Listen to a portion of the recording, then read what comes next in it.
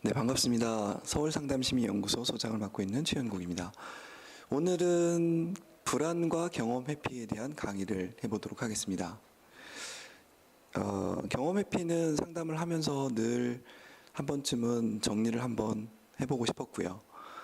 또 증상이 커지는 원인이기도 하고, 이제 상담 치료를 할 때 내담자들이 증상이 커지는 원인이기도 하고, 또는 어떤 불안 증상이 유지되는 이유이기도 합니다. 그리고 일반인들에게는 뭔가 자기가 자꾸 회피하게 되고 도망치게 되는 그런 자유롭지 못한 상황의 이유이기도 합니다. 그래서 강의를 통해서 경험 회피를 좀 알려드리고 싶었고, 삶에서 어떻게 이걸 극복해 나가면 좋을지 전달하도록 하겠습니다.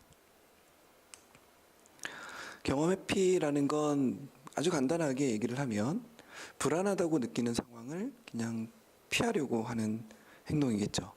이전에 상처나 고통이 있어서 그 상처나 고통이 다시 기억나고 그걸로 인해서 마음에서 불편감이 일어나는 걸 피하려고 하는 행위입니다. 경험 회피의 대표적인 내용이 어떤 우리가 흔히 공포증이라고 얘기하는 것들이 있죠. 또 강박증, 결벽증 이런 증상들이 경험 회피의 어떤 그 증상으로 쉽게 얘기할 수 있는데요. 예를 들면 이 책상이 뭔가 세균에 오염됐다라고 생각이 들어서 이 책상을 만지면 막 내가 큰일 날 것 같고 병에 감염될 것 같고 막 이런 두려움이 일어난다고 생각해 보세요. 그럼 그 두려움이 너무 크기 때문에 이 책상에 이렇게 손이 스치면 손을 빨리 닦거나 어떻게 조치를 취하지 않으면 안에서 그 식은땀이 나고 막 힘들어집니다. 그죠? 근데 실수로 이 책상에 제 옷이 또 이렇게 닿다고 한번 해보세요.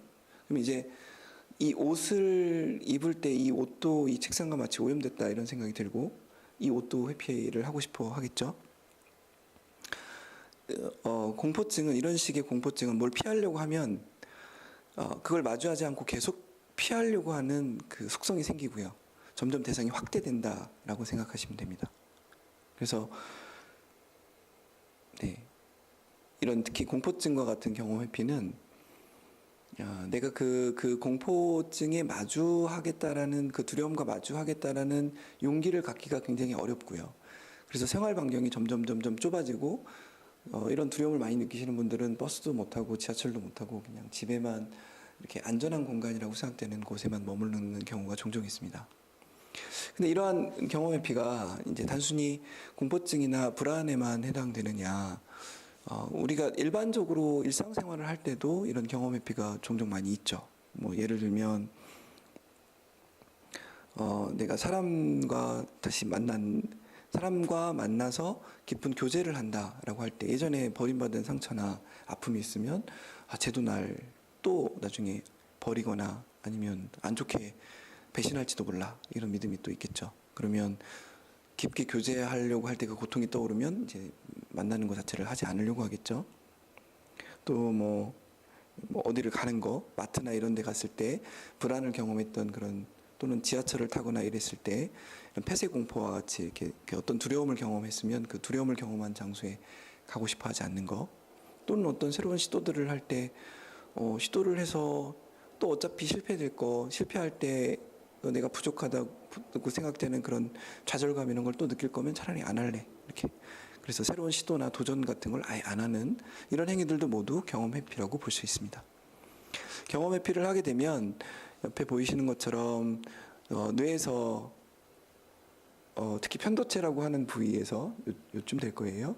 부위에서 공포를 느끼는 반응들이 일어나기 시작하고 이런 자극들이 신체의 몸과 마음에 또 혈액의 어떤 스트레스 호르몬 같은 걸 일으키거든요.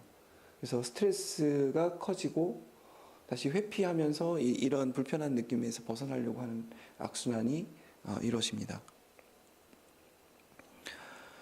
여기서 한 가지 짚고 넘어가고 싶은 건요. 우리가 어떤 특정 경험을 불안을 느끼면서 회피하려고 할 때, 뭐 이런 책상을 회피한다라고 할 때 표면적으로는 이 책상에 어떤 세균이나 이런 것들이 있어서 이걸 피하고 싶은 욕구처럼 보이지만 사실은 내면에 좀 더 깊은 곳에 어떤 불안이 형상화돼서 불안이 투사돼서 이런 그 눈에 보이는 대상에게 불안을 느낀다라고도 볼 수가 있습니다. 그러니까 보다 깊은 뿌리가 있는 거죠. 뭐 이 뿌리 불안을 일으키는 뿌리는 뭐 유전적인 요인이 있을 수도 있고, 그다음에 생리적으로 불안과 관련된 그 뇌의 어떤 기능이 문제가 생겨서 그럴 수도 있고요. 또 뭐 어린 시절에 양육을 받았던 방식이 너무 통제적이거나 또 허용된 가정에서 안정적인 사랑을 공급받지 못하거나 이러면 또 안에 불안정한 기류가 형성되기 때문에 내면 깊은 곳에 어떤 불안정한 기류가 조금 더 겉으로 불안 대상들을 더 잘 이렇게 투사된다, 잡아낸다 이런 현상이 나타나기도 합니다. 그래서 우리가 심리 치료를 하고 상담을 받는 이유는 표면적인 내가 불안해하는 대상을 제거하거나 표면적인 대상을 극복해내는 과정을 도와주는 것도 물론 포함이 되지만 자꾸 이렇게 불안 대상이 만들어지게끔 하는 그 이면에 있는 깊은 상처나 심리적인 어떤 어려움들을 해소시켜 나가주는 이런 작업들도 심리치료에서 진행된다라고 보셔야 됩니다. 그래서 여러분들이 기억하셔야 될 것은 나는 왜 이렇게 좀 불안해하지? 나는 왜 이렇게 두려워하는 대상들이 많지? 라고 했을 때 그 하나하나의 대상만 극복해낸다고 해결되는 문제는 아니고요. 그 이면에 조금 더 많은 불안의 뿌리에 해당하는 것들이 있을 수 있다. 이걸 꼭 기억해 주시면 좋을 것 같습니다. 그래서 오늘 강의의 핵심은 여러분들이 불안해서 어떤 증상이 계속 일어나고 있다면 불안한 대상을 그냥 외면하고 회피한다고 해서 그 증상이 사라지지 않는다는 것을 꼭 기억하셔야 돼요. 내가 누군가를 사랑을 했는데 사랑하는 사람에게 배신을 당하거나 아픔을 겪어서 이 사람은 이제 못 믿겠어라고 사랑을 안 하고 한 10년, 15년이 지났다고 해보세요. 15년이 지나면 이제 이게 사라질 만도 한다 하잖아요. 시간이 오래 지났으니까. 근데 또 사랑하는 상황이 또 되면 15년 전에 그 상처가 그대로 일어나요. 그래서 어떤 증상이나 아픔은 이게 덮어둔다고 해서 사라지는 게 아니라는 걸 꼭 기억하셔야 돼요. 그리고 회피를 하면 할수록 뇌에서는 거기에 익숙해지기 때문에 다시 그 두려움과 마주하는 게 점점 어려워진다라는 걸 꼭 기억하시는 게 좋습니다. 그래서 여러분들이 조금 더 자유롭게 되고자 한다면 내가 두려워하는 대상들이 조금씩 좀 적어지는 거, 내가 회피하고 싶은 욕구가 조금씩 적어지는 거, 그게 좀 더 자유로워지는 거죠. 반드시 거쳐야 될 관문이 그 두려움과 마주하는 거다라는 걸 꼭 기억하면 좋습니다. 심리 상담을 하면 이 그림에서처럼 내담자의 마음이 이렇게 깊은 길을 따라가야 되는데 가끔은 그런 생각도 들어요. 내담자분들과 이 심리치료 작업을 하면서 늘 경험하는 게 뭐냐면 내담자들이 피하려고 하는 곳에 핵심이 있다라는 것을 자주 경험합니다. 예를 들면 그런 거죠. 지난 한 주 생활에서 감정적으로 조금 힘든 것들이 어떤 게 있었나요? 라고 물어보면 무슨 얘기를 하겠죠. 어떤 생각이 나서 힘들었다. 또 누구를 만났는데 그 사람이 나를 이렇게 쳐다보는 것 같아서 힘들었다. 누구와 대화를 했는데 그 사람이 나를 무시하는 것 같아서 안에서 뭔가 올라와서 힘들었다. 그래서 다시는 그 사람들과 만나고 싶지 않다. 이렇게 이제 회피하고 싶은 욕구가 강한 그 지점에 내담자 내면에 중요하게 걸리는 무엇인가 핵심이 거기에 이제 항상 연결되어 있어요. 그래서 어쩌면 제가 상담하면서 자주 느끼는 것은 내담자가 피하려고 하는 그 대상을 우리 상담하는 사람들은 손을 같이 잡고 어쩌면 당신이 생각하는 것만큼 그렇게 두렵고 힘든 게 아닐 수도 있으니까 우리 한번 같이 가보자. 같이 가서 그걸 재경험, 다시 한번 경험해보고 다르게 우리가 해석해 볼 수도 있다. 이걸 도와주는 작업이 또 상담이라고 볼 수도 있습니다. 그래서 여러분들이 경험 회피를 하지 않으려면 몇 가지 기억하셔야 될 게 있는데요. 일단 첫 번째는 고통이라고 하는 것, 그러니까 힘듦, 고통, 두려움 이런 것들을 삶에서 모두 제거하려고 하시면 안 돼요. 그러니까 이런 게 두려우니까 이런 걸 가급적 안 만지고 이렇게 피해 다니면서 난 고통을 안 느끼고 싶잖아요. 누구를 만나서 배신을 당하거나 아니면 아픔을 겪었으니까 가급적이면 새롭게 만나지 않아서 아픔을 안 겪고 싶잖아요. 지하철을 타면 문이 닫힐 때 그게 두려우니까 폐소공포증 있으신 분들은 지하철을 안 타서 그런 두려움을 안 겪고 싶은 거잖아요. 근데 삶에서 이런 고통을 안 느끼려고 자꾸 회피를 하다 보면 점점 내가 할 수 있는 것들이 줄어들게 돼요. 점점 갇히게 되고 점점 나를 제한하는 그런 상황에 빠지게 돼요. 그래서 첫 번째, 우리가 어차피 살아가는 이 어떤 지구 위에서 우리가 살아가는 이 공간에서는 고통이나 두려움을 완전히 제거해서 피할 수 있는 방법이 없어요. 그래서 첫 번째는 일단 이게 있을 수 있다라는 거, 나한테 고통이나 두려움이 찾아올 수 있고 또 내가 고통과 두려움을 마주하는 상황은 언제든지 발생할 수 있다라는 걸 일단은 받아들이셔야 돼요. 제거하려고 하지 말고 그럴 수 있어. 그리고 마주하면 되지 뭐. 이렇게. 그래서 두려움을 마주하고 풀어가는 게 내가 조금씩 자유롭게 되는 길이라는 걸 꼭 기억하셔야 돼요. 한 번에 내가 두려워하는 걸 빵 하고 해결할 수는 없어요. 약을 먹어도 그건 해결이 안 되고요.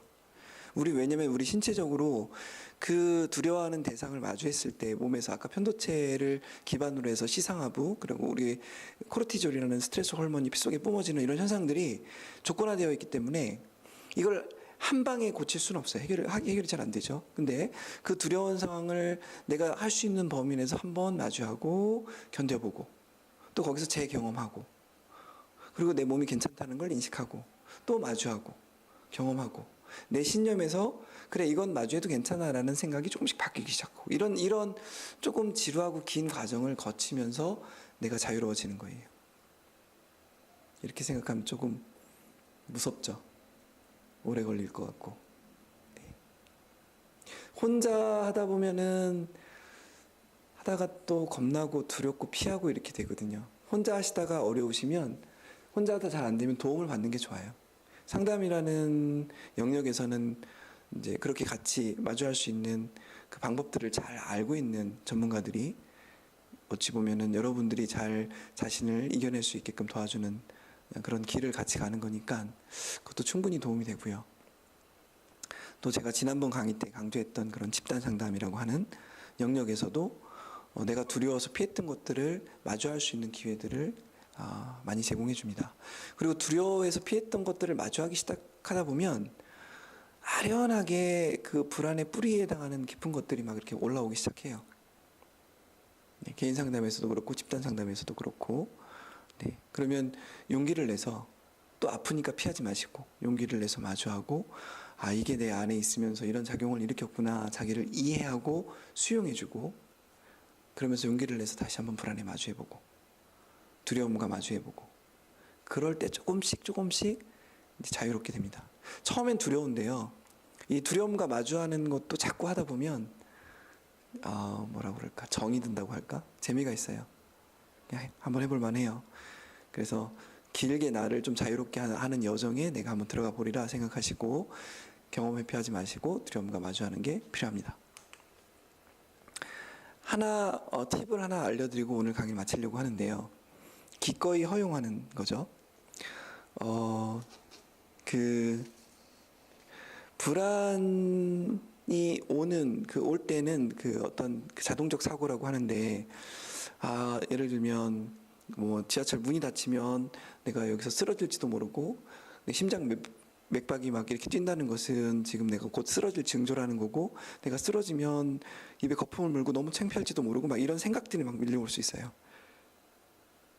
공황장애를 경험하시는 분들이 종종 이걸 침투적 사고라고 하죠. 뭔가 안 좋은 것을 예상하면서 불안하게 만드는 생각들이 계속 밀려오는 거예요. 자, 한 가지 팁은 이걸 침투적 사고라고 부르는데 불안을 오래 경험하신 분들은 이 침투적 사고, 불안한 생각을 일으키는 이 애들이 되게 익숙하실 거예요.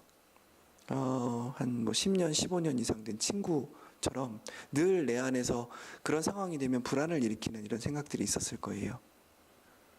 네. 그러면 우리가 한 15년 지기 친구 이렇게 한번 생각해 봅시다. 또 지하철을 탔어요. 또는 새로운 사람을 만났어요. 불안한 생각이 이렇게 밀려 들어오죠? 그러면 이 불안이 머물 수 있는 공간을 내 마음속에 허용을 해줘야 돼요. 이렇게 하는 거죠. 자, 안녕 친구 이렇게 일단 맞이해 주는 거예요. 나 네가 올 줄 알았어. 이렇게 안녕 친구, 불안 친구 안녕. 네가 올 줄 알았어. 너 여기 내 마음속에 잠깐 머물러도 괜찮아. 여기 있어. 다만 내가 거기에 휘말려 들어가니까 너랑 이렇게 대화하고 그러진 않고 싶어. 네가 여기 오는 건 괜찮고 나는 내 일을 할게. 자, 이렇게 다시 한번 기억해 볼까요? 안녕 친구라고 밀어내지 말고 맞이하라는 얘기예요. 침투적 사고가 들어오면 괴롭지만 와도 괜찮아. 안녕 친구. 15년 지기 친구니까 네가 이 시점에 올 거라고 난 생각했어. 이렇게 맞아주시고, 그리고 너 여기 있어도 괜찮아. 다만 내가 너랑 이렇게 막 논박하거나 네 말에 휘말려 들거나 그러고 싶진 않아. 이렇게 하시고 여기 있어도 돼. 그리고 나는 내 일을 하시면 돼요. 뭐 숙제를 하고 있었으면 숙제를 하시거나 그림을 그리고 있으면 그림을 그리거나. 근데 아파요. 여기 있으니까 이 생각이 툭툭 이렇게 아프게 하죠. 그럼 괜찮다라고 하세요. 있어도 괜찮다라고. 이렇게 불안을 기꺼이 내 안에 허용한다라고 마음을 먹으면 되게 역설적이게도 불안이 견딜만 하고 어느 순간 사라져요. 근데 불안이나 이 고통이 내 마음속에 조금도 있으면 안 되라고 이걸 밀어내려고 하면 계속 괴롭혀요. 그래서 기억하실 거. 불안이 내 안에 머물 수 있도록 허용해라. 불안을 허용하면서 내가 두려워하는 것들에 대해서 한 걸음씩 내가 할 수 있는 만큼만 한 걸음씩만 불안과 마주할 수 있는 용기를 내볼 것. 네, 그래서 오늘 이후로 내가 만약에 새롭게 도전하는 거 실패해서 사람들이 비아냥거릴 것 같고 그래서 두려워서 안 했다면 용기를 내서 그래, 실패를 할 수도 있지만 내가 할 수 있는 거 한 걸음만 한번 나가보자라고 용기를 내보는 거. 그래서 또 그러면 내가 패배자일 것 같고 막 이런 생각이 오잖아요. 그러면 안녕 친구 받아들이고 그래도 나는 내가 노력하려고 했던 거 한번 해볼 거야. 이렇게. 누군가 새로운 사람을 만나서 사랑을 하고 싶다면 아프겠지만 또 이 사람이 나를 또 배신할지 모른다는 생각 때문에 두렵겠지만 그 생각들이 오면 내가 옛날에 상처가 있었으니까 오는 거겠지라고 허용해주고 그래도 나는 다시 한번 마음을 열고 다시 한번 사람과 진실되게 한번 만나볼 거야 라고 다시 그 새로운 기회에 한 걸음 다가가는 거죠. 이 공포증 만약에 이걸 만지면 두려운 공포증이 있다면 이걸 만졌을 때 내가 큰일 나면 어떻게 하지라는 공포가 올 때 그 두려움 생각이 일어나는 걸 허용해 주는 거죠. 안녕 친구, 네가 이렇게 올 줄 알았어. 괜찮아. 그리고 그 불안을 다룰 때의 방법 제가 예전에 한번 알려드린 거 있어요. 네 말이 불안 친구 네가 하는 말이 어떤 말인지 내가 잘 알겠어. 이게 나를 죽일지도 모르고 내가 큰일 날지도 모른다는 거지. 잘 알겠어. 근데 보편성으로 보면 보편성이라는 건 사람들이 보통 믿고 행동하는 방식을 뜻해요. 보편성으로 보면 난 그런 일이 일어날 것 같지 않아. 괜찮을 것 같긴 한데 만약 네 말이 맞으면 감수할게. 자, 불안을 다룰 때는 이 감수할게. 이게 필요해요. 기꺼이 허용하기하고 같은 맥락인데요. 그렇게 하면서 한 걸음씩 불안을 마주하는 그런 노력들을 하면 묘하게도 이 불안은 사라져요. 피하면 더 커질 것이고 마주하면 조금씩 옅어질 것이다. 이게 불안을 대하는 우리의 자세입니다. 그래서 용기를 내시고 오늘 이후로는 조금씩 마주해 보시면 어떨까 이런 생각을 합니다. 이런 불안과 관련된 특강이나 또 집단 상담이나 또 여러분들이 뭔가 혼자 하기 힘들 때 도움이 될 수 있는 많은 요소들이 서울상담심리연구소에 준비되어 있습니다. 그래서 같이 하기를 원하시는 분들은 혼자 하기 힘드신 분들은 홈페이지를 한번 검색해 보셔서 거기 참여하기에 여러 모임들 같이 해주시면 좋을 것 같아요. 자, 오늘은 경험 회피에 대해서 다뤄봤고요. 다음번에 더 좋은 강의로 또 만나도록 하겠습니다.